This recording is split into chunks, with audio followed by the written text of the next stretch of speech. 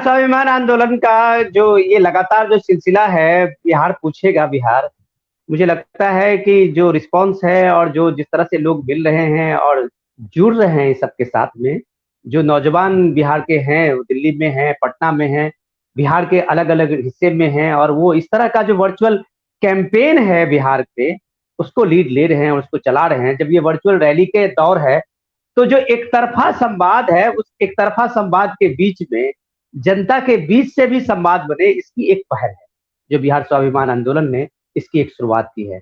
हम जैसे लोगों को इसकी तारीफ करना चाहिए कि टेक्नोलॉजी के एज में जो डिजिटल का जो प्लेटफॉर्म बना है, उसका एक सही उपयोग जो है, इस दौर में, इस कोरोना काल में बिहार स्वाभिमान आंदोलन ने किया है।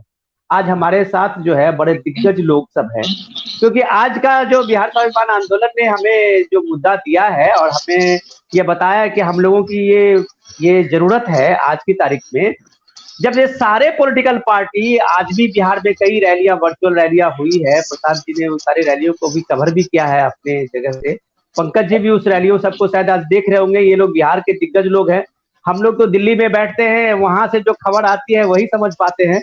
तो हम लोग आज ये कोशिश करेंगे जानने की कि बिहार में 15 साल बनाम 15 साल, जंगल राज बनाम जंगल राज, और इस तरह के मुद्दे जो बिहार में आज मैं देखा किसी अखबार में पढ़ते हुए, किसी का रिएक्शन था एक सीनियर जर्नलिस्ट का, तो उन्होंने कहा कि इस बार बिहार के इलेक्शन में मुद्दे क्या होंगे। तो उनका बहुत सही जवाब था और उन्होंने कहा कि बिहार के इलेक्शन में मुद्दे कभी नहीं होते हैं, जब तक ये जातीय समीकरण से चुनाव होते रहेंगे तब तक वहां मुद्दे कभी नहीं होंगे। हर जात का, हर पॉलिटिकल पार्टीज का जो अपना कोर वोटर है, अगर वो साधने में कामयाब हो गए तो फिर मुद्दे किस काम के। और फिर जनता का जो है वो कौन से ऐसे मुद्दे होंगे जिसको लेके कंसोलिडेट वोट पड़ता हो और बिहार की दशा दिशा बदलता हो। हम जानने की ऐसी सवालों को कोशिश करेंगे कि बिहार के अलग अलग जिलों में, एक अलग अलग जिलों की जो है अलग अलग डेमोग्राफी है। बिहार ही एक ऐसा स्टेट है जहां अगर आप देखेंगे कि 10 जिले जो है वो बाढ़ से प्रभावित है, तो 12-15 जिले जो है वो पूरा सूखा है। तो एक बिहार के कोई कॉन्सेंट्रेट प्लान बना के, बिहार के एक डेवलपमेंट का कोई पैकेज लेके या बिहार के एक मॉडल बना के आप पूरे बिहार के डेवलपमेंट खाके को नहीं खींच सकते हैं। ठीक उसी तरह से जब तक कि आपके बिहार के विकास का मॉडल आप अलग अलग जिलों के अलग अलग उसके चीजों को समझ के नहीं कर समझेंगे, तो भी आप बिहार के विकास को नहीं कर सकते हैं। तो ये क्या डाइवर्सिटी है बिहार की और इस डाइवर्सिटी में क्या एक सिग्निफिकेंस है बिहार का, ये हम जानने की आज कोशिश करेंगे बिहार स्वाभिमान आंदोलन की इस चर्चा में। हमारे साथ प्रशांत जी हैं। प्रशांत जी बिहार के बहुत ही सीनियर जर्नलिस्ट हैं। मैं अगर कहूं कि जितना दिन से मैं पटना में पढ़ा और पटना से दिल्ली आया और इस जर्नलिज्म के कैरियर में हमने शुरुआत की है, अभी सीखने की कोशिश की है और थोड़ा थोड़ा सीखा भी हूँ जीवन से। तो प्रशांत जी, माया के जमाने से बिहार में इस पॉलिटिकल जर्नलिज्म के आप कह सकते हैं कि सही जगह नब्ज रख के सही चीज को लाते रहे हैं और दुनिया के सामने में उसकी चर्चा करते रहे। प्रशांत जी उन सब चीजों के लिए बहुत आप कह सकते हैं कि वो माहिर जर्नलिस्ट है जो पॉलिटिकल नब्ज को समझते हैं बिहार। हम लोग भी गाहे बगाए हैं, जब कभी जाता हूँ अगर बिहार और अगर हमें समझना होता है बिहार के इस जातीय समीकरण को, तो मुझे लगता है कि ये इस आदमी एक सेफोलॉजिस्ट है जो बिहार के हर कास्ट इक्वेशन को जानता है अलग अलग रीजन में। तो इतनी सारी चीजें हैं इनके साथ में खूबी, तो हम लोग कोशिश करेंगे कि इनसे बात समझ के अपने सारे लोग जो हमारे इस फेसबुक में जुड़े हुए हैं, हमारे इस फेसबुक में अभी देख रहे हैं, वो लोग इस बिहार की चीजों को समझे। मैं आज भी अपने अमित जी और बिहार स्वाभिमान आंदोलन के इन बच्चों से कह रहा था कि हमें मुद्दे इस बार बिहार के लोगों को देना चाहिए। हमारे साथ पंकज जी हैं, वो पूर्वी चंपारण के मोतिहारी के हैं। मुझे बहुत जान के खुशी हुई कि गांधी जी के उस इलाके से हैं, उस क्षेत्र से हैं, मोतिहारी से, जहां एक आंदोलन की पूरे देश में एक आंदोलन की शुरुआत हुई। तो ये गांधी के पुण्य भूमि से हैं और मोतिहारी का अपना एक, पूर्वी चंपारण का और मोतिहारी का अपना एक अलग मिजाज रहा है पॉलिटिकली, और इसका एक बैकग्राउंड, ऐतिहासिक बैकग्राउंड है इस डेमोक्रेसी को एस्टैब्लिश करने में, इंडिया की आजादी से लेके इंडिया के इंडिपेंडेंट सोच को बनाने में। तो पंकज जी आपका भी धन्यवाद, प्रशांत जी आपका भी धन्यवाद। लेकिन प्रशांत जी, पहला सवाल मुझे आपसे आपसे है कि आज बिहार के जो पॉलिटिकल, जो मैंने देखा सुबह से जेपी नड्डा भी जी थे और कई तरह के कार्यक्रम सब भी हुए बिहार में, एक मुद्दे को से अभी एनडीए की गवर्नमेंट ने ले आया। वहां आप देख रहे हैं कि बिहार में दरभंगा और का एयरपोर्ट का भी आज कुछ चर्चा सब हुई। तो इस तरह से छोटे छोटे मुद्दे जो है उसको जोड़ा जा रहा है। पॉलिटिकल में मतलब जो सत्ताधारी पार्टी है वो अपनी तरफ से इस सारे चीजों को जोड़ रहे। लेकिन इस कोरोना काल में जो बिहार में जो परिस्थिति है, जिस तरह से कोरोना स्पाइक है और इतने सारे 26-27 लाख मजदूर वापस गए हैं, क्या इस बिहार में इस बार भी यही जातीय समीकरण है या इतनी समस्याओं के बीच में कोई मुद्दे भी हैं प्रशांत जी? देखिए विनोद जी, आप बिल्कुल सही कह रहे हैं कि बिहार में जिस तरह से कोरोना काल में ये चुनाव हो रहा है, ये कोरोना के दौर में ये पहला चुनाव पूरे देश में, जब बिहार सामने है और यहीं से इसका प्रयोग होना है कि कोरोना में हम कैसे चुनाव लड़ सकते। सबसे पहली बात तो ये कि जिस तरह से कोरोना की शुरुआत हुई और पूरे देश से सारे मजदूर जो लौट आए बिहार, मैं तो ये आपसे ही पूछना चाहूंगा कि क्या वो मजदूर अब बिहार में है या फिर उनकी वापसी होगी? वो मजदूर तो है ही नहीं यहाँ पर। जिस मजदूर को लेकर के बिहार में पॉलिटिक्स शुरू की गई थी, जिसमें विपक्ष की भूमिका ये थी कि विपक्ष लगातार सरकार पर हमले कर रही थी कि भाई इन मजदूरों के लिए न रोजगार है, ना इनके लिए कोई जॉब गारंटी है, ना इनको खाने के पैसे हैं, ना इनके घर में अनाज है। नीतीश कुमार ने ये घोषणाएं की कि भाई इन गरीबों को, ये जो दलित हैं, ये जो बिल्कुल निम्न वर्ग के मजदूर हैं, जिनके पास कोई आर्थिक रूप से ये कमजोर हैं, इनके लिए उन्होंने कहा कि मुफ्त में अनाज देंगे। वो अनाज तक नहीं मिला। इसलिए नहीं मिला कि 14 जिले बिहार में बाढ़ ग्रसित हो गए। जैसे ही बाढ़ आया, जो पूर्वी चंपारण से लेकर के पूर्वी चंपारण हो, पश्चिमी चंपारण हो, वाल्मीकि नगर जो पूर्वी पश्चिमी चंपारण का हिस्सा है, उसके पूरे इलाके जिसमें बगहा, ढाना, ये तमाम इलाके हैं, साथ में गोपालगंज हो, शिवहर हो, सीतामढ़ी हो, आप दरभंगा की बात कर लीजिए, आप मधुबनी की बात कर लीजिए, आप समस्तीपुर की बात कर लीजिए, खगड़िया, बेगूसराय से बात कर लीजिए आप, या फिर उससे आगे चलिए ना, आप कोसी के इलाके में देख लीजिए, ये बाढ़ ग्रसित हो गए। उन लोगों को ये जो गरीब का जो अनाज मिलना था वो तो छोड़ दीजिए, उनको राहत नहीं मिली। क्यों नहीं मिली? कि सरकार की तैयारी नहीं। सरकार की तैयारी इसलिए नहीं थी कि कोरोना काल में जब सारा कुछ बंद हो गया तो सरकार सिर्फ दावे कर सकती थी ना, वो पहुंचा कहां सकती थी। और जहां रही चुनाव की बात, तो मैं आपको विनोद जी ये बताना चाहूंगा कि पूरे बिहार में मुद्दे हर जिले के अलग अलग होते हैं। कहीं जातीय समीकरण होता है, कहीं सड़क की समस्या होगी, कहीं बिजली की समस्या होगी, कहीं पर एजुकेशन की समस्या है, तो कहीं पर अस्पताल की समस्या है। और आपको एक छोटा सा उदाहरण मैं देता हूं कि भागलपुर से कहलगांव, जहां से सदानंद सिंह जो कांग्रेस के इतने बड़े नेता हैं, वो चुनाव आज से नहीं, इतने सालों से, इतने टर्म से जीत के आ रहे हैं, वो अब भागलपुर से कहलगांव की दूरी महज 31 किलोमीटर, और उस 31 किलोमीटर जाने में पहले जब सड़क बन जाएगा तो मैक्सिमम 45 मिनट्स लगेंगे, यानी 1 घंटे में आप पहुंच जाएंगे। आज की तारीख में जब सरकार, बिहार सरकार, नीतीश कुमार, इनके सड़क निर्माण मंत्री ये दावा करते हैं कि हम 5 घंटे में राजधानी पहुंच जाते हैं, उस दावे के बीच में भागलपुर से सिर्फ कहलगांव जाने में 7 घंटा लगता है। आप अंदाजा कर लीजिए, उस सड़क पर सरकार गई ही नहीं है। आप एनएच की बात करते हैं, आप किस एनएच की बात करते हैं? आप खगड़िया से लेकर के आप जब आगे बढ़ेंगे, जब आप भागलपुर नौगछिया से आगे बढ़ेंगे, जब कटिहार के हिस्से में आप जाएंगे, वहां की स्थिति देखेंगे तो आप चौंक जाएंगे। आपको आज दरभंगा से लेकर के आपको जब महासेतु को पार करना हो तो बीच की जो स्थिति है वो देख के आप दंग हो जाएंगे। प्रशांत जी, आप जिस तरह की बात करते हैं, पर हाजीपुर से जो एनएच बन रहा है, जिसको गोपालगंज में रेवा घाट पार करते हुए जाना है, जिसको छपरा होते हुए जुड़ जाना है जाकर के गोरखपुर में, जो इससे कॉरिडोर कहा जाता है, कहाँ है वो कॉरिडोर? प्रशांत जी, मैं बीच बीच में टूटा हुआ है, आज भी नहीं बन सका। प्रशांत जी, मैं यही तो सवाल ये है कि मुद्दे अलग। हाँ, मैं 1 मिनट आपको रोकना चाहूंगा। मैं यही याद दिलाना चाह रहा हूँ आपको प्रशांत जी कि बिहार में जो पहला दौर था नीतीश कुमार जी का, वो आज तक जाना जाता है। मुझे लगता है कि वो पहले दौर के कामों का जो डिविडेंड है वो अभी तक चला रहे हैं, उसी का खा रहे हैं इनफैक्ट। तो जहां तक रोड कंस्ट्रक्शन की बात है या पावर जनरेशन की बात है, बिहार ने उस पिछले 5 साल में 5 साल में उन्होंने जो काम किया, रोड कनेक्टिविटी का जो बिहार में एक कनेक्टिविटी का जो लोगों का एहसास कराया, मुझे लगता है कि आज भी नीतीश कुमार जी का जो सुशासन की बात लोग कहते हैं या सुशासन बाबू उनको बोलते हैं, उसके पीछे का सिर्फ वही लफ्ज है।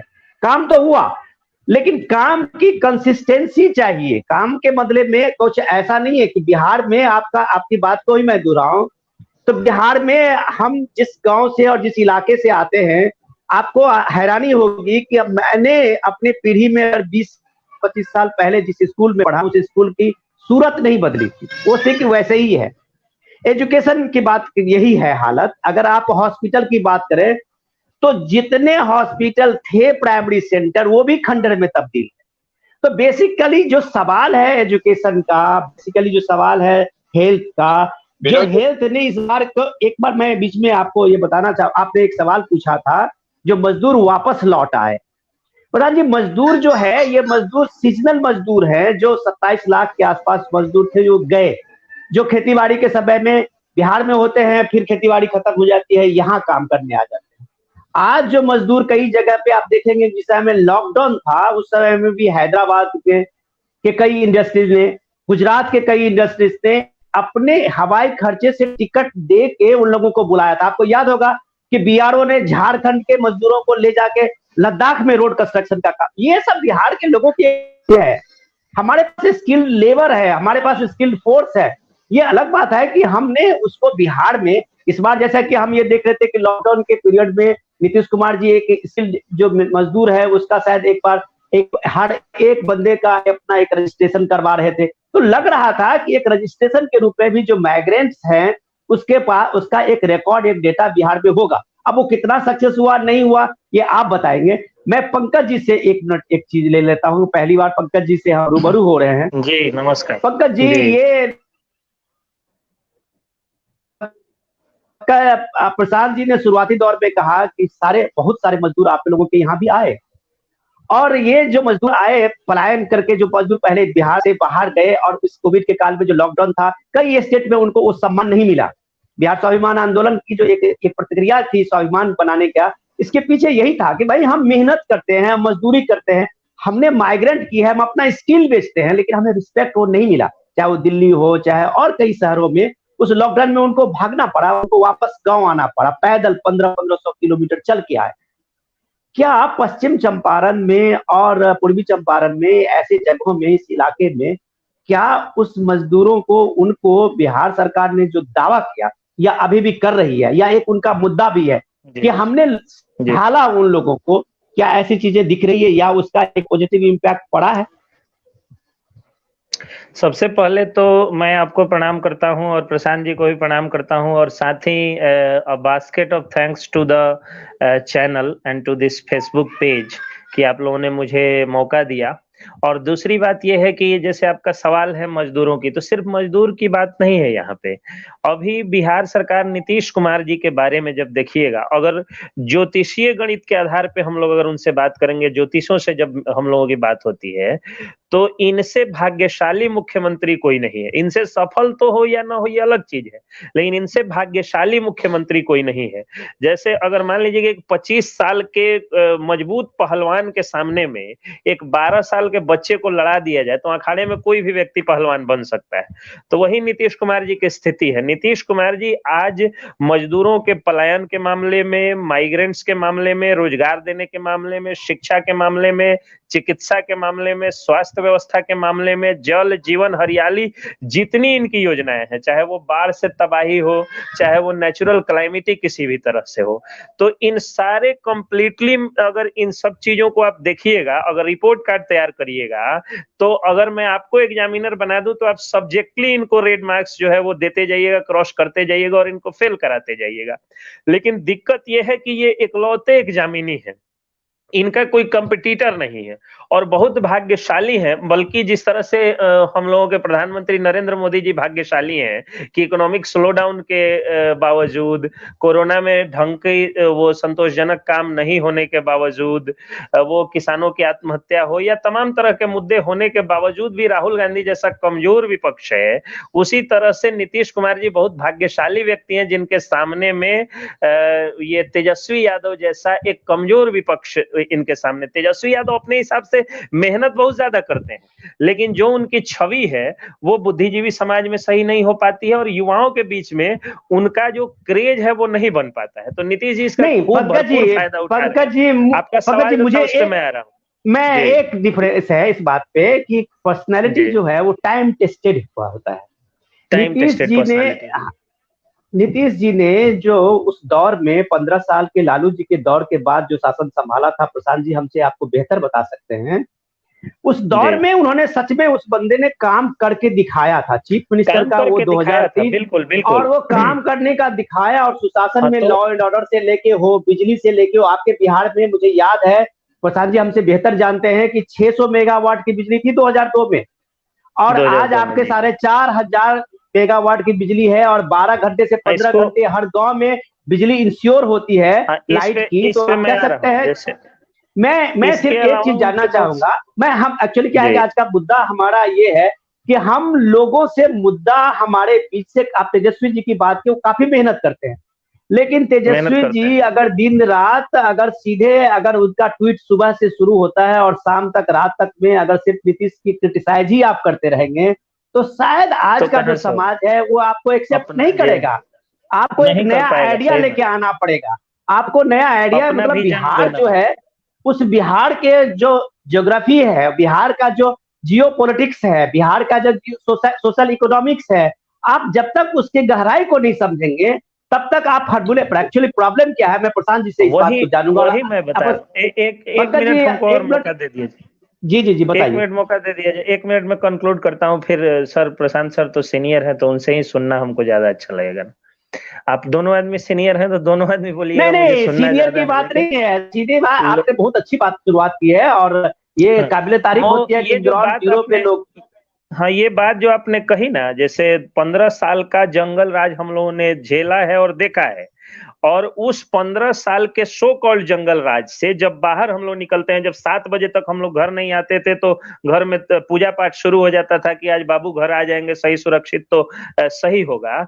तो नीतीश कुमार जी के आने के बाद कम से कम ये जरूर हुआ है कि आज हम लोग रात को 12 बजे भी आए तो घर के लोगों को चिंता नहीं होती है। हालांकि नेशनल क्राइम रिकॉर्ड ब्यूरो का डाटा इससे अलग कहता है कि जो उस समय क्राइम था उससे ज्यादा बढ़ा है, लेकिन जो सोशल अवेयरनेस है, सोशल पैनिक जो हुआ करता था, जो राइफल का नाल स्कॉर्पियो के बाहर निकाल करके लोग फैशन में जाते थे और शादी विवाह में समियाना में एकदम छेद हो जाता था, उस स्थिति से बाहर निकाल करके नीतीश कुमार कम से कम इतना तक बिहार को लाए हैं कि आज कानून से डर है कम से कम अपराधियों को, और अपराधी आज कैरियर के रूप में कोई अपराधी नहीं बन पा रहा है।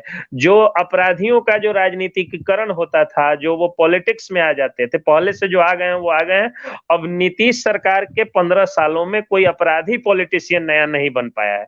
उसके बाद सड़कों की जो स्थिति थी, सड़क नहीं हुआ करती थी, सड़क की स्थिति सही हुई, बिजली की स्थिति सही हुई, वुमेन एम्पावरमेंट की स्थिति इतनी खराब थी कि जिस गांव से गिन करके 3 लड़की नहीं जाती थी ट्यूशन पढ़ने या कॉलेज की पढ़ाई करने, उस गांव से आज 3000 की संख्या में झुंड के झुंड लड़कियां साइकिल से पढ़ने जाती हैं। मुझे लगता है कि ये उनका सबसे बड़ी पूंजी है नीतीश जी की, वुमेन एम्पावरमेंट और वुमेन का वुमेन एम्पावरमेंट तो जितना उन्होंने किया कि बिहार में पहले बेटा बेटी में जो फर्क होता था, बेटी के जन्म पे जो रोने लगता था लोग, कम से कम आज स्थिति ये है कि बेटी जन्म लेती है तो लोगों को लगता है कि 35% आरक्षण में अगर पढ़ेगी लिखेगी तो नौकरी हो जाएगी। पुलिस में जाकर के देखिए, या फिर वो शिक्षा मित्रों की बहाली हुई, शिक्षा विभाग में हर जगह उन्होंने दिया। आज थानों में और महिलाओं को जाने में डर नहीं लगता है, आज स्कूलों में बच्चियों को जाने में डर नहीं लगता है, आज महिलाएं बाहर निकल के नौकरी कर रही है। तो ये बड़ा सा चेंज जो है वो नीतीश कुमार ला दिए।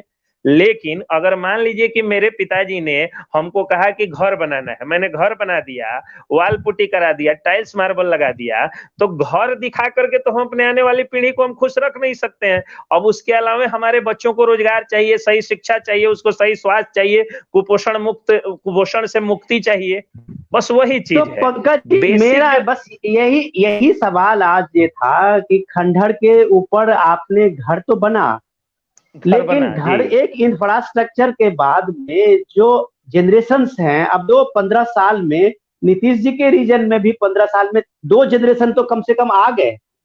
अब इस 2 जी, जनरेशन में इस जनरेशन की अपनी अपनी अलग डिमांड है, इस जनरेशन की अपनी अलग इच्छाएं हैं, इस जनरेशन की में कहें तो एक पॉपुलेशन का बड़ा चंक भी जुड़ गया। पौने 7 करोड़ से हम 12-15 करोड़ के पॉपुलेशन में आ गए।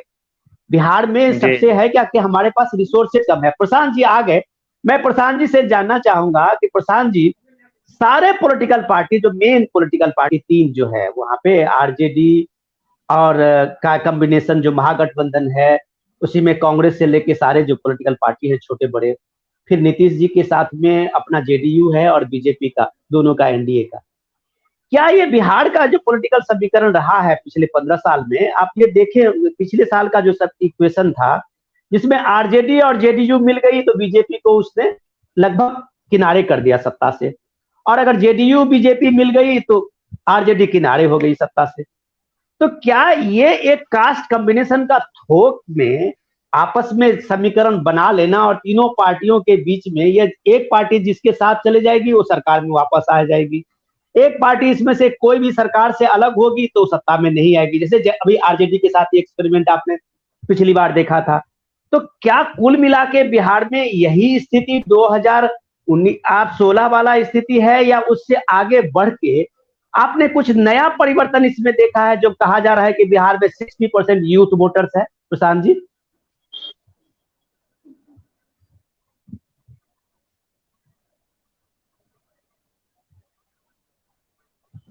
लग रहा है नेटवर्क प्रॉब्लम है प्रशांत सर के पास।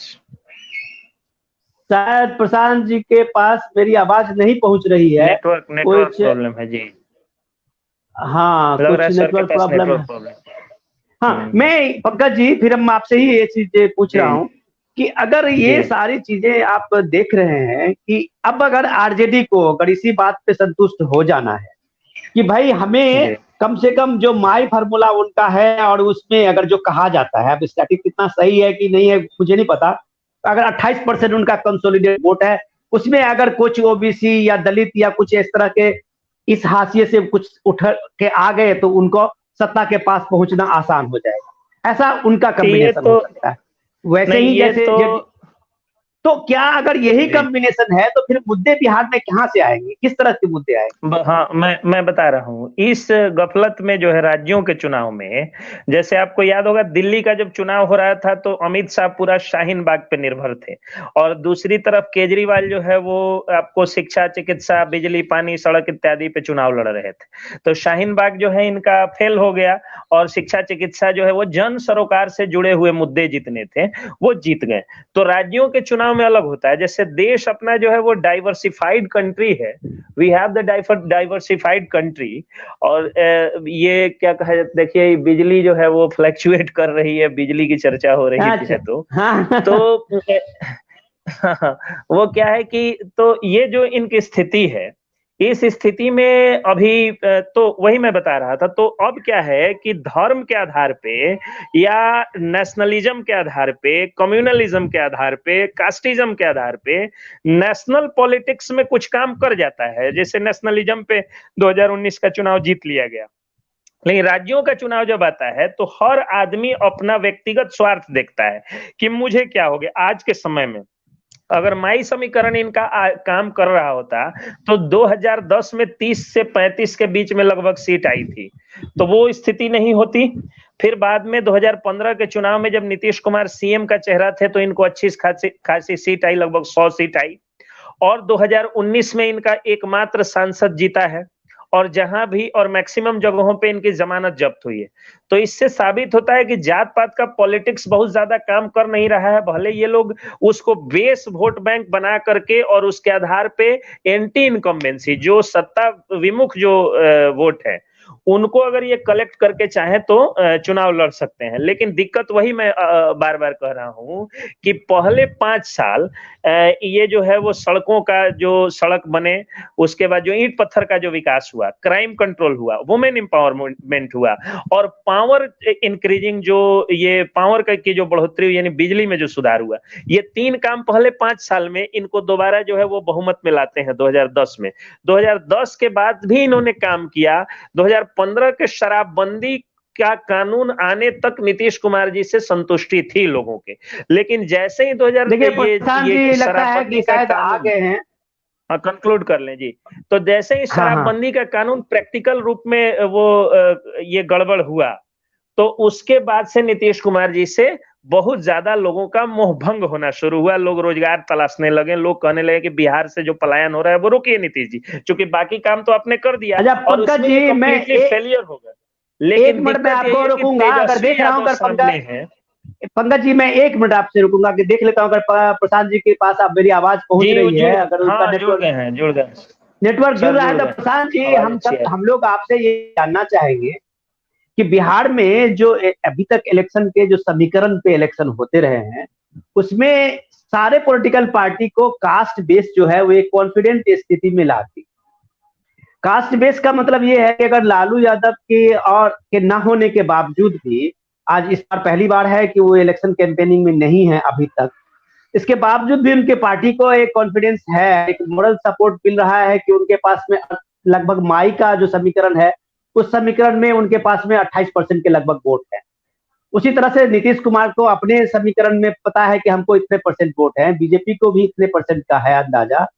तो क्या इतने जब कास्ट बेस के मुद्दे में जो इलेक्शन का एक सिलसिला अपने यहाँ रहा है बिहार में, उसमें अगर ये कहा जाए कि 65% इस बार जो है यूथ वोटर्स हैं बिहार में, तो क्या इस यूथ वोटर्स के लिए भी कोई मुद्दे हैं जो यूथ वोटर्स ने इस वर्चुअल रैली के बीच में अपने मुद्दे को सामने लाया है, या आप लोगों के उस मुद्दे से कोई सरोकार मिला है कि लोगों के बीच में ऐसे कुछ मुद्दे हैं जो सरकारी पार्टियां या अपोजिशन की पार्टियां नहीं ला रही है? ऐसे कौन से मुद्दे हैं जो सरकार ने या विपक्षी पार्टियों ने नोटिस नहीं की है? प्रशांत जी।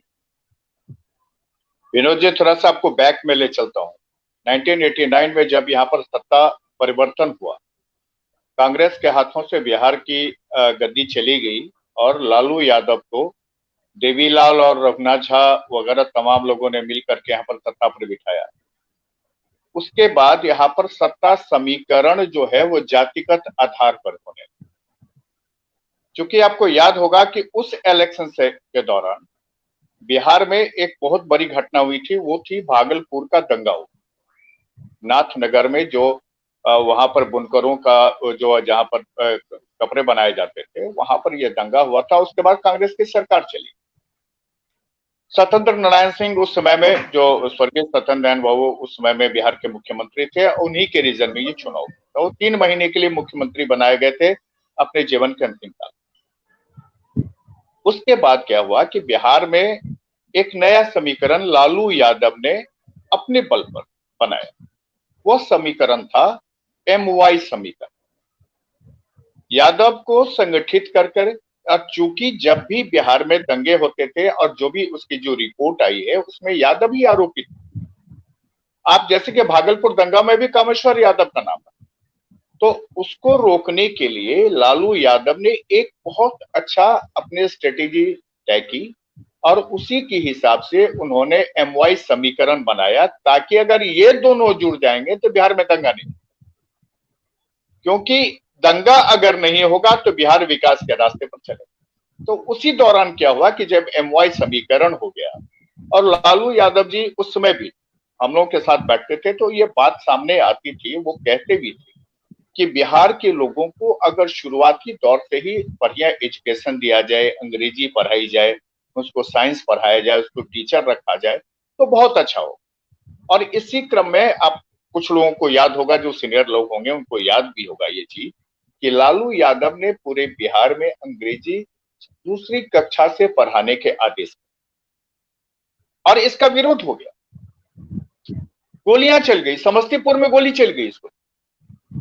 तो लालू यादव जैसा जो व्यक्ति, जिसको अंग्रेजी उतनी अच्छी नहीं थी जिनकी, और उन्होंने ये सोचा अपने लाइफ में कि हम लोगों को तैयार करें कि बिहार के नाम पर लोगों बिहारी को गाली ना दें, और उसका भी लोग विरोध करते हैं, तो वो समझ गए कि बिहार की राजनीति जो है यहाँ पर जातिगत आधार पर ही, उन्होंने अंग्रेजी को वापस कर दिया।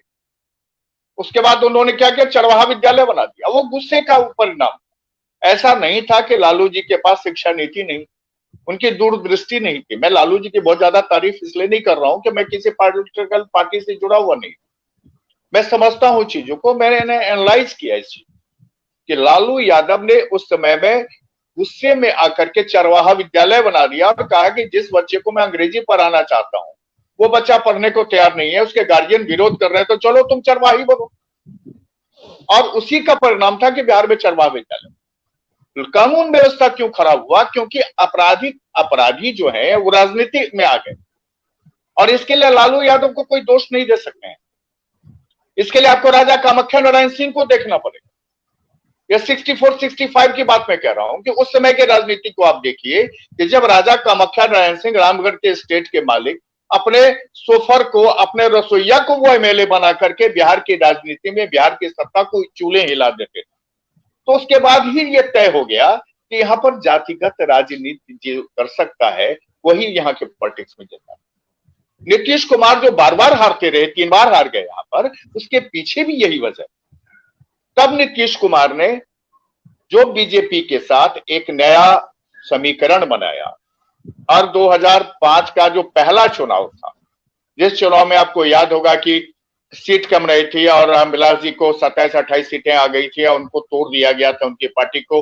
उसके बाद फिर यहाँ पर प्रेसिडेंट रूल लगा, और उसके बाद जो चुनाव हुए तब बिहार में सत्ता में एनडीए आई, और उसके बाद एनडीए ने ये मकसद बना लिया अपना, उसने प्लान किया था 2005 के नवंबर में, जब 25 नवंबर को नीतीश कुमार ने ओथ लिया था, तो उसी दिन उन्होंने यह घोषणा की थी कि बिहार में सिर्फ 3 चीज पर वो काम करें। पहला था सड़क, दूसरी व्यवस्था थी स्वास्थ्य, और तीसरी व्यवस्था, वहां पर शिक्षा नहीं आई थी, उन्होंने कहा था कि कानून व्यवस्था सुधारें। इसके लिए बिहार के एक तेज तर्रार आईएएस अभयानंद को बिहार का कानून व्यवस्था की जिम्मेदारी दी, और बिहार में पहली बार, पूरे देश में बिहार में पहली बार तत्काल कार्रवाई होना शुरू हुआ और स्पीडी ट्रायल शुरू, लोगों को जेल भेजे जाते। स्पीडी ट्रायल, जो बड़े बड़े क्रिमिनल थे वो या तो अंडरग्राउंड हो गए या उन्होंने इस राज्य को छोड़ दिया। इसका फायदा यह हुआ इस राज्य में कि जब सड़क निर्माण का काम शुरू हुआ तो सड़क निर्माण में ठेकेदारी और लेवी की बात खत्म हो गई, काम होने लग गया, सड़कें बन गई। उसके बाद उन्होंने क्या किया कि हेल्थ डिपार्टमेंट, हेल्थ ऐसे व्यक्ति के हाथ में गया, वो बीजेपी के हाथ में गया, और बीजेपी ने भी उसमें काम किया। आज भी बीजेपी के हाथ में हेल्थ डिपार्टमेंट गया और उसमें काम हुआ। डॉक्टरों के लिए वहां पर सीमा तय कर दी गई कि कितने देर तक आप रहेंगे ड्यूटी पर, नहीं रहेंगे तो क्या कार्रवाई होगी वहां पर।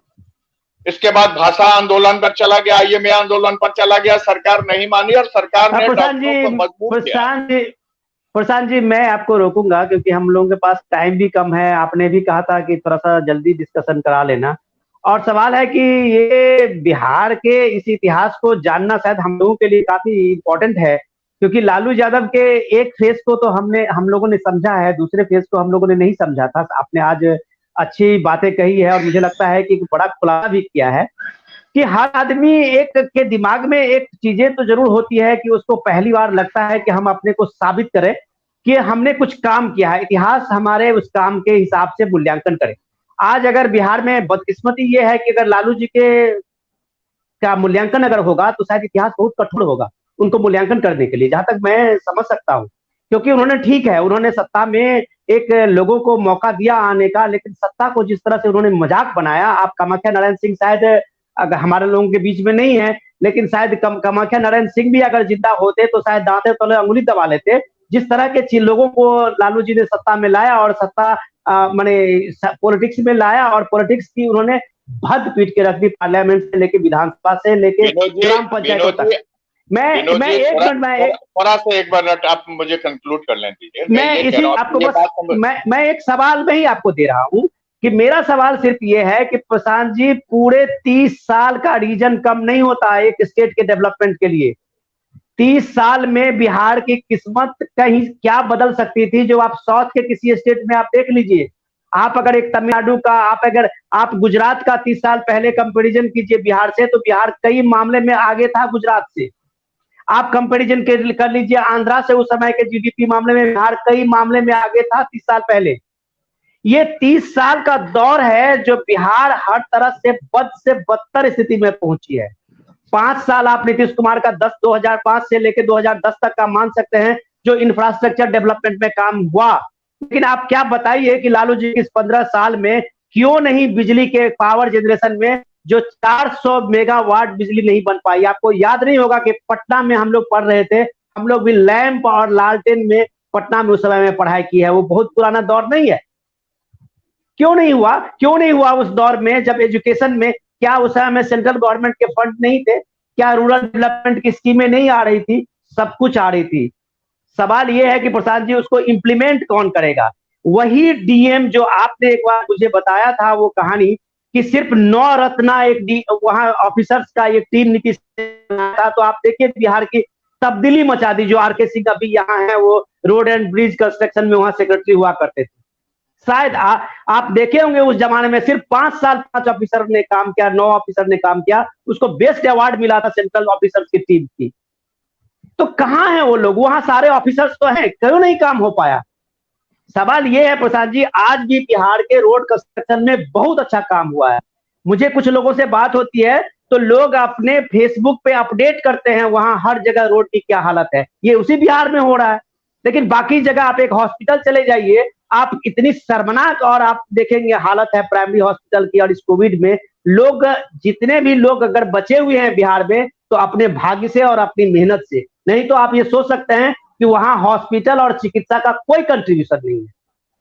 अब आप अपने सवाल पे आइए कि बिहार का सबसे बड़ी बात है कि इन सारे ऐतिहासिक पृष्ठभूमि में क्या मुद्दे खोजना बिहार में बेईमानी है प्रशांत जी?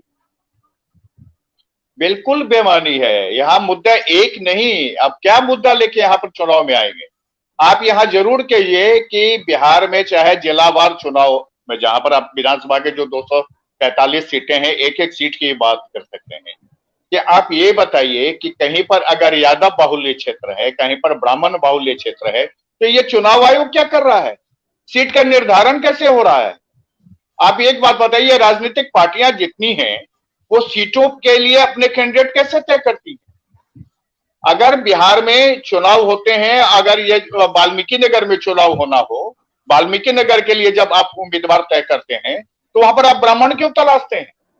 वहां कुशवाहा का भी वोट है, वहां कोयरी का भी वोट है, वहां राजपूत का भी वोट है, वहां मुस्लिमों का वोट है, वहां यादवों का वोट है, वहां मोस्ट बैकवर्ड क्लास का भी वोट है, वहां पर जनरल बैकवर्ड क्लास का भी वोट है। तो आप भी जितनी राजनीतिक दल, आप किसी को दोष मत दीजिए। और बिहार में विधानसभा वाइज अगर आप मुद्दे की तलाश करेंगे तो यहाँ एक ही मुद्दा है कि 2013 के बाद जो विकास ठप्प हो गया, वह विकास कैसे होगा? उसके लिए कोई आईएएस अधिकारी दोषी नहीं है, उसके लिए कोई राजनीतिक दल दोषी नहीं है, उसके लिए दोषी है बिहार की जनता, जिसकी इच्छा शक्ति खत्म हो। आज भी यहाँ पर एम्स खुल गया है और एम्स में लोग इलाज कराने के बजाय वो चाहेगा कि वो दिल्ली चला जाए ताकि वहां पर वो प्राइवेट में इलाज करा ले। बिहार में चिकित्सा व्यवस्था जो है माफिया का एक सेंटर बन गया है, नेक्सस है माफियाओं का डॉक्टरों के साथ मिलकर। क्योंकि बिहार के डॉक्टर कहते हैं कि हम जब पढ़ाई करते हैं और हम 1 करोड़ रुपया पढ़ने में खर्च करेंगे तो हम आगे आकर फीस क्यों नहीं लेंगे, उस तरह से हमने वसूली क्यों नहीं करें? तो मेरा यह कहना है कि मुद्दे बिहार के 243 सीट के 243 मुद्दे नहीं, बिहार में एक ही मुद्दा है। बिहार में है कि पूरे देश के साथ आप चलना चाहते हैं कि देश के खिलाफ चलना चाहते हैं। देश के साथ चलना चाहते हैं तो एनडीए को सपोर्ट करिए, देश के खिलाफ जाना चाहते हैं तो महागठबंधन को सपोर्ट करिए। अब सवाल है कि महागठबंधन भी क्या कह रहा है। जैसा वो पंकज जी कह रहे थे, बहुत अच्छा लगा मुझे कि तेजस्वी यादव बिल्कुल नए हैं और परिपक्व नहीं है, अमैच्योर है, और इसी कारण से उन पर लोग भरोसा नहीं करता है। ऐसी बात नहीं है, बिहार के लोग किसी पर भरोसा कर सकते हैं। बिहार के लोगों ने पहले नीतीश कुमार को नहीं जांचा परखा था, जब उन पर भरोसा कर लिया तो तेजस्वी यादव पर क्यों नहीं भरोसा कर सकता है। लेकिन सवाल यह है कि जब कोई बड़ी घटना होगी, जब कोई बड़ा यहाँ पर ऐसा हो जाएगा कि आम लोग उससे पीड़ित होंगे, उस समय तेजस्वी यादव दिल्ली में होते हैं, वो जनता की पीड़ा को समझने नहीं जाते हैं, तो जनता का मोह भंग होता है। मैं एक आम वोटर हूं, ठीक है, हम पत्रकार हैं, हम सजग लोग हैं, लेकिन तब भी हम एक वोटर हैं। हम अपने इलाके में जब वोट करने जाते हैं तो हम क्या देखना चाहते हैं? हम ये देखना चाहते हैं कि हम साल में अगर सरकार को 1 लाख रुपए टैक्स दे रहे हैं, तो उस टैक्स के एवज में मुझे क्या सुविधाएं मिल रही? वो सुविधाएं अगर नहीं मिल रही है तो फिर हम अपने मन से बेमन जाकर हम वोट गिरा दें। उस समय हम ये तय करते हैं कि हमारा कैंडिडेट कौन, वो मुझे पहचानता है, हमारी जाति का है कि नहीं, मेरे धर्म का है कि नहीं, पढ़ा लिखा है कि नहीं। अब आप समझिए कि पटना जब पिछले साल पूरी तरह से पानी से डूब गया था, सरकार घर में बैठी हुई थी, तेजस्वी यादव घर में बैठे हुए थे। कौन आदमी मूव कर रहा था यहाँ? कौन आदमी लोगों के बीच जा रहा था? या तो पत्रकार जा रहे थे या जो राजनीतिक दल जा रहे थे, उसमें भी लोगों को भरोसा नहीं। तो विनोद जी, मेरा ये कहना है कि बिहार में भगवान भरोसे एक बहुत अच्छी कहानी है कि सारे लोग इकट्ठा होके नदी पार करने के लिए चले, नाव पर बैठ गए, अंधेरी रात में पूरी रात नाव चलाते रहे। सुबह जब उजास हुआ तो देखा कि नाव का लंगर उन्होंने नहीं हटाया था, अब वो पूरी रात नाव का वो पतवार चलाते रहे। बिहार की वो हालत ना मुद्दा तय। ये आपने बहुत अच्छा समाप्त किया। मैं अभी एक पंकज जी का सुन लेता हूँ, क्योंकि हम लोग के पास समय भी कम है। प्रशांत जी, आपने तो एकदम ऐसे निचोड़ के रखा, लेकिन मैं ऐसा लगता नहीं है, क्योंकि देखिए बिहार जो है वो एक्सपेरिमेंट का एक, मुझे लगता है कि क्रांति का सबसे बड़ा जो एक कहा जा सकता है कि सेंटर, वो बिहार हमेशा होता रहा है। ये आप कह सकते हैं कि वो एक हब है, चाहे वो देश के इंटेलिजेंस का हो या देश की दशा दिशा देने का हो। बिहार हमेशा एक इतिहास में अपने को एक स्वर्णिम में हमेशा दर्ज किया है। ये स्थिति है, इसको आप चाहे एक परिवर्तन का दौर को मान लें कि ऐसी स्थिति एक स्टैग्नेंसी की हालत है बिहार में, या मुझे लगता है कि लोगों में थोड़ी सी एक सोच, अपने बिहार का जो है सामाजिक भागीदारी का जो एक ये ताना बाना रहा था, वो टूट गया आप इसको स्थायी भाव कह लीजिए। आप इसको कहिए कि बिहार के लोग स्थायी भाव में जी रहे हैं। स्थायी भाव में जी रहे हैं, बहुत अच्छा शब्द आपने दिया। तो उसमें है क्या कि जब इंडिविजुअलिज्म जिस जगह पे ज्यादा हावी हो जाए, तो वहां पे जो सामाजिक सरोकार जो है वो पीछे छूटने लगते हैं। अब ये है कि सामाजिक सरोकार पीछे छूटने से, पंकज जी मैं आपके इस पे सवाल पे ये लगा लूंगा, क्योंकि ये अभी बिहार स्वाभिमान आंदोलन ने एक बहुत अच्छा आइडिया दिया था कि हम लोग अब हर जिले के मुद्दे को, हर जिले को डिस्कशन में लाएंगे कि हर जिले की अपनी क्या कहानी है और उस जिले की अपनी क्या खासियत है। अभी अगर आप देखें कि मैंने अभी प्राइम मिनिस्टर का एक अभी कोई भाषण सुन रहा था, तो वो चर्चा कर रहे थे कि बिहार के हर जिलों की अपनी खासियत। जब कहा जाता है ना लोकल फॉर वोकल में, तो वोकल फॉर लोकल्स का जो ये है एक नया स्लोगन है आत्मनिर्भर भारत का, तो उसमें ये कहा गया कि बिहार के हर जिले के पास में अपनी एक क्वालिटी है। कहीं खाने की बहुत अच्छी चीजें हैं, कहीं हैंडीक्राफ्ट के हैं।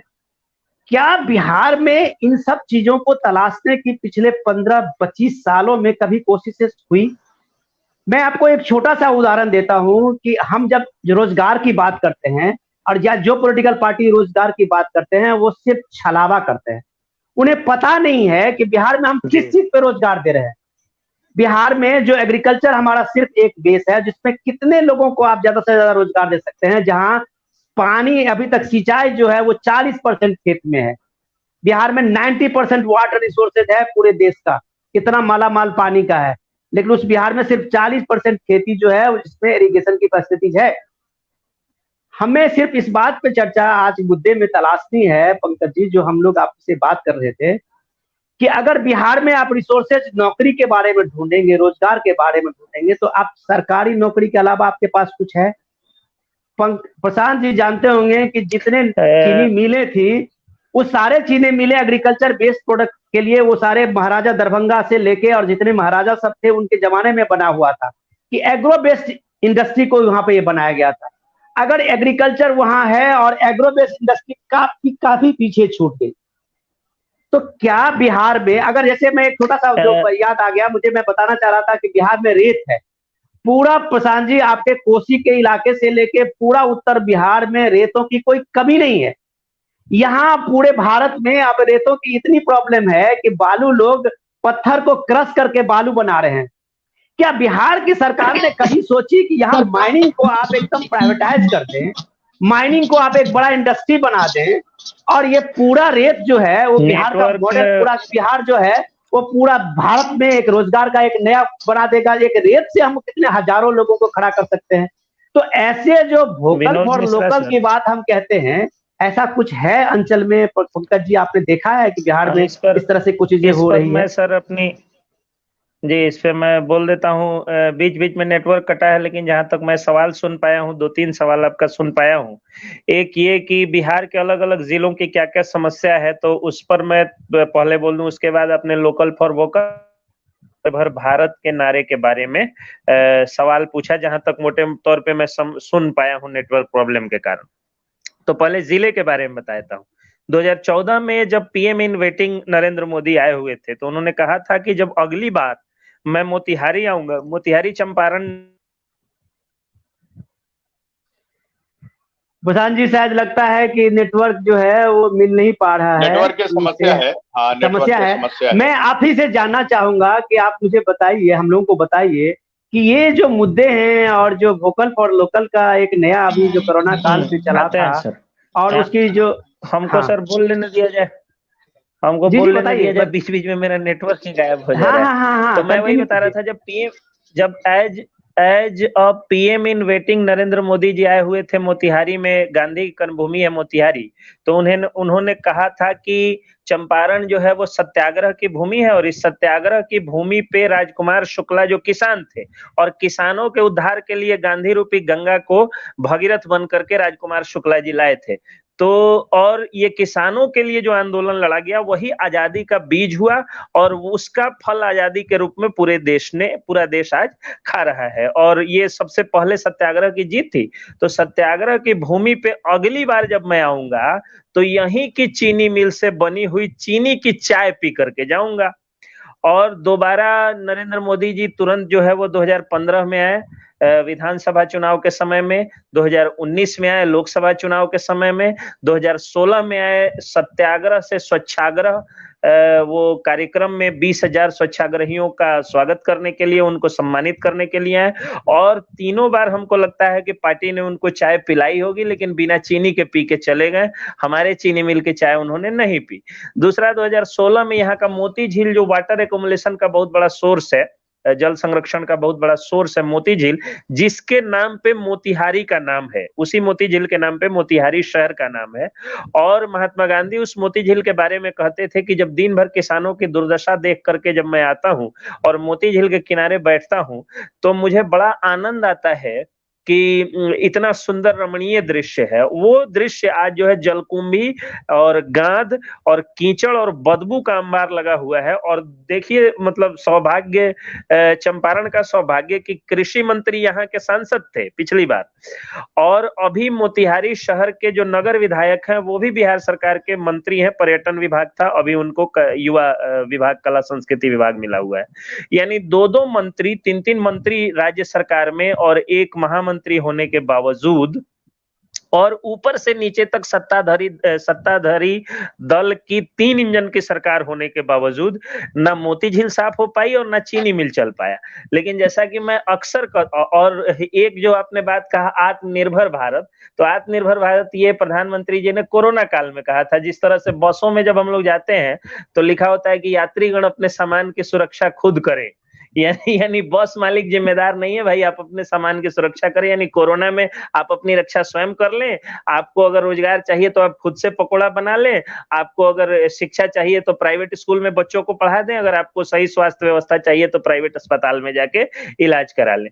तो उस पे मैं नहीं आऊंगा। अब रह गई बात लोकल से वोकल की, तो चंपारण जो है वो, चंपारण की कृषि आप सब लोग जानते हैं कि चंपारण कृषि के मामले में बड़ा समृद्ध जिला है। चंपारण में जो है वो बाढ़ की समस्या पहले इस तरह से नहीं हुआ करती थी, बहुत कम जगहों पे भी बाढ़ आया करती थी। और चीनी मिल और किसानों की समस्या जो है ये एक बड़ी समस्या हुई। और कृषि मंत्री देश का हमारे सांसद महोदय राधा मोहन सिंह रहे, लेकिन एक चीनी मिल उनसे चालू नहीं हो पाया और मोती झील की सफाई नहीं हो पाई। तो ये दो मुद्दे बड़े जोर शोर से उठाए जाते हैं। लोकसभा चुनाव में भी उठाया गया, लेकिन जैसा मैं आप लोगों को बताया कि लोकसभा चुनाव में हम लोगों के पास टाइम कम है। एक मिनट में सर कंक्लूड कर नहीं, मैं इसे कह रहा हूँ कि हम लोग ये तो जिस दिन हम लोग डिस्ट्रिक्ट पे आएंगे, हम लोग जो जिलावार चर्चा करेंगे। नेशनलिज्म के मामले में नेशनलिज्म की हवा और लहर बही और चीनी मिल नहीं चालू होने के बावजूद भी हमारे देश के तत्कालीन कृषि मंत्री दोबारा सांसद है और थोड़ा मतलब कम सम वोटों से नहीं है, लगभग 3 लाख वोटों से जीत करके फिर से आए हुए हैं। तो यहाँ समस्या ये है कि चाहे मंत्री कुछ दोबारा मंत्री नहीं बने, इनके मंत्री सांसद विधायक चाहे कुछ भी कर ले। वही मैं बता रहा हूँ, तो सत्ताधारी दल के हमारे मंत्री सांसद विधायक या पार्षद कुछ भी कर ले, इनको बस भरोसा मोदी जी के भाषणों पे होता है कि मोदी जी आएंगे, उनका मैजिक चलेगा।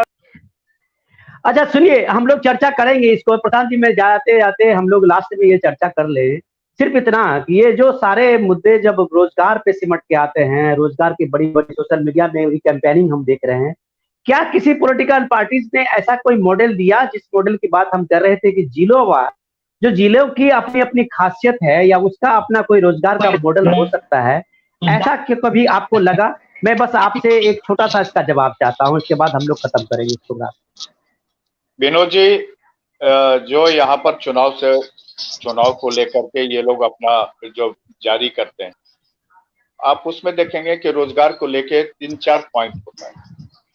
लेकिन मैं आपको बता देता हूं कि बिहार में एक बार भी जो बेरोजगार युवक हैं उनको रोजगार कैसे मिले, इसके लिए कोई काम कभी नहीं हुआ, किसी के मन में रहता भी नहीं है। चुनाव जैसे ही खत्म हो गया, बेरोजगारी अपनी जगह, उनकी सत्ता अपनी। आपने बिल्कुल सही कहा था कि जो यहाँ पर सैंड का जो टोटल बिजनेस है, अभी तक नहीं जो बालू का बिजनेस है, वो बालू का बिजनेस पूरे देश, वो मनी क्रॉप, वो मनी है, वो इतना कॉस्टली है, लेकिन यहाँ पर अब नहीं हो पाया। आपको मैं बता दूं कि बिहार में जो ईख की, जिस तरह से पंकज बता रहे थे कि मोतिहारी का इलाका, पूर्वी चंपारण, पश्चिमी चंपारण, शिवहर, दरभंगा, जितने इलाके हैं, यहाँ पर मनी क्रॉप से ईख, किसान बेरोजगार हो रहे हैं और ये सरकार या किसी की सरकार चिंता नहीं कर रही। 65% बेरोजगार हैं इस राज्य में और सबसे बड़ी चिंता है कि यहाँ की यही लोग, यही बेरोजगार अपने दाना पानी के लिए किसी के मिल में जाके दैनिक मजदूरी करते हैं और लॉकडाउन में वापस आते हैं 1000 किलोमीटर चलकर, और सरकार उनको एक कोई भी सुविधा या कोई भी साधन मुहैया नहीं कराती है। और आप बिलीव नहीं करेंगे कि कोसी के इलाके में, आप मधुबनी के इलाके में, जयनगर के इलाके में चले जाइए, रोज पंजाब से, दिल्ली से, गुजरात से, मध्य प्रदेश से, राजस्थान से बसें आ रही हैं, अब फिर से उनको ले जा रही है, वो फिर से जा रहे हैं। आप ये इतनी दर्दनाक स्थिति है कि आप समझ नहीं पाएंगे कि बिहार के, आप कोसी की बात कर रहे थे कि कोसी के इलाके में जॉब कार्ड दिया, मुखिया ने जॉब कार्ड रख लिया अपने पास, 3 साल में एक बार भी काम नहीं दिया और उसके बदले में पैसा गलत तरीके से उठा लिया। सरकार जांच नहीं कर रही है। सरकार को पता है कि ये गलतियां हो रही हैं, ये मुखिया बेईमानी कर रहे हैं, लेकिन सरकार रोक नहीं पा रही। इसलिए नहीं रोक पा रही है कि जिस दिन वो चीज रुक जाएगा, सरकार इनकी गिर जाएगी। क्योंकि वो जो कॉकस है, वो जो नेक्सस है, वो नेक्सस इस बात के लिए बहुत मजबूत नहीं। तो आप एक बात समझिए कि नीतीश कुमार जैसा व्यक्ति जो इस बिहार में एक विकास का मॉडल लेके आया था, जिसको सुशासन बाबू कहा जाता था, वह व्यक्ति 2013 के बाद जब वो हटा एनडीए से, उसके बाद आज तक बिहार में एक सुई की फैक्ट्री नहीं लगा सका। ये सबसे बड़ा दर्दनाक स्थिति है। प्रधान जी, हम लोग के पास टाइम कम है, आज हम लोग यहीं पे इसको विराम देते हैं। और बहुत सार्थक बहस और बहुत सार्थक चर्चा थी। मैंने कम से कम तो आप लोगों से बहुत कुछ समझा। बिहार के इस इलेक्शन की जो सबसे बड़ी चीज ये समझ में आई मुझे कि ये कि बिहार में मुद्दे नहीं, बिहार में मुद्दे जो दे सकते हैं वो जनता के सरोकार से हो सकते हैं, और जनता के सरोकार तब बन सकते हैं जब एक बार बिहार अपने कम से कम पिछले 25-30 साल पीछे लौटेगी और सामाजिक सरोकार का जो ताना बाना कहीं टूट गया था उसको दोबारा मजबूत करेगी। ये जनता ही है जो दोबारा बिहार में एक नई परिवर्तन और नई दिशा को अपने साथ में ला सकती है। इसलिए बिहार के सारे लोगों से, हम लोगों को खास करके बिहार स्वाभिमान आंदोलन की तरफ से एक अपील होगी कि आप अपने मुद्दे इसी वर्चुअल रैली के जरिए जब पॉलिटिकल पार्टीज रख रहे हैं तो आप भी अपनी बात इसी वर्चुअल के तरीके से, इसी डिजिटल मीडिया में, इसी सोशल मीडिया में रखिए, ताकि पॉलिटिकल पार्टीज और जो चुनाव के बीच में आप लोगों के पास जा रहे हैं उनके कानों तक ये बात पहुंचे कि बिहार का मुद्दा बदल गया। धन्यवाद आप सबका हम लोगों के साथ जुड़े रहे।